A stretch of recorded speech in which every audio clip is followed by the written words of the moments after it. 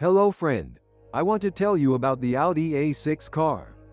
The Audi A6 Allroad was the most technically advanced off-road station wagon in the world at the time of its premiere. This means that even today this car is not cheap to maintain, but at the same time it remains interesting. Especially since its possibilities are enormous. Engines. Under the hood of the first-generation Audi Allroad Quattro we will find only V engines. The only diesel in the range has a capacity of 2.5 liters and it is a TDI unit known for its failure rate. Initially, the 180 HP version was used. After the facelift 163 or 180 HP. This engine theoretically fits the character of the car perfectly, because it has a fairly high torque of 370 Nm, a weaker version of 310 Nm. Not much less can be obtained from the petrol equivalent of the 2.7 V6 turbo, which has a power of 250 HP and torque of 350 Nm. The top engine was the V8 4.2 with a power of 300 HP and the greatest torque of 400 Nm. Interestingly, the V8 engine gives similar performance to the 2.7T due to the lack of a turbocharger and the higher weight of the car. Which engine to choose? Of course, it is hard to recommend the 2.5 V6 TDI engine, which, even if it was not the worst in recent years, can still generate high repair costs. Diesels have already covered more than 300,000 kilometers, so even the ones that are not faulty are slowly starting to break down. Fortunately, unlike the petrol 2.7T, the diesel has only one turbocharger. Fuel consumption, although high, 8 to 10 L, 100 kilometers, is still lower than petrol engines. If you want to risk buying a diesel, we recommend a bow engine with 180 HP. To prevent potential failures, proper servicing is necessary, specifically changing the oil every 10,000 kilometers. You should use synthetics with the Volkswagen 506.01 standard. A good, although not entirely ideal, alternative is the 2.7T supercharged petrol engine. Due to the biturbo system, i.e. two turbochargers and a fairly extensive intake system. It is this that generates the basic problems. The engine itself is durable and reliable, but users of older cars struggle, unnecessarily, with blow-by, leaks and the supercharging system. Why unnecessarily? Because the way to effectively cure these problems is to simply replace all the pipes and the intercooler with a new one, which will give the unit a fresh breath. When one turbocharger breaks down, it is practically necessary to rebuild the other one as well. Fortunately, these are not particularly expensive devices and can be easily rebuilt. The 2.7T engine has another advantage over other engines in this car: great potential for increasing power. We are talking about unused units that can be easily tuned with significant increases. The question is whether this makes any sense in the Allroad.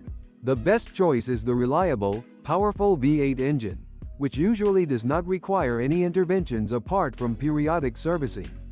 It is not bad for gas power, if someone is scared by fuel consumption of around 15 L, 100 km.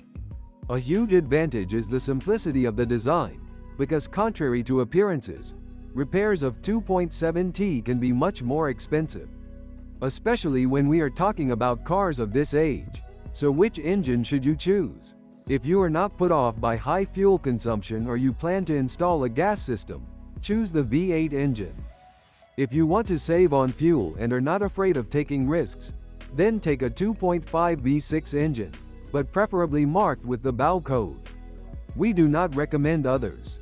If you decide to do it, you have to treat it very gently, warm it up and cool it down, pour in the best oil and drive on good fuel. If you take care of it, the engine can easily reach mileage of 500,000 kilometers and more. The last choice should be a supercharged 2.7T engine. It is dynamic and pleasant to drive, has great flexibility and uses less gasoline than a V8. Unfortunately, here the repair costs are potentially high. A rarely spared engine can be worn out.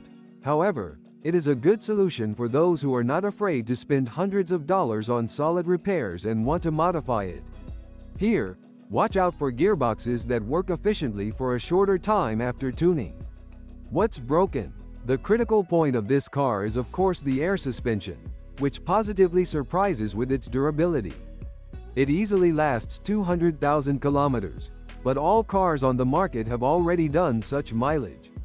However, the pneumatic system is not everything.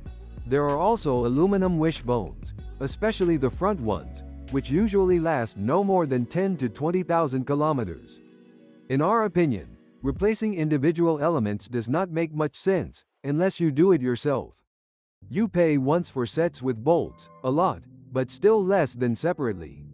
The rear suspension is much more durable.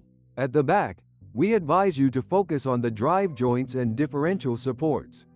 Before buying, check if there is any oil leaking from it and if there is any at all.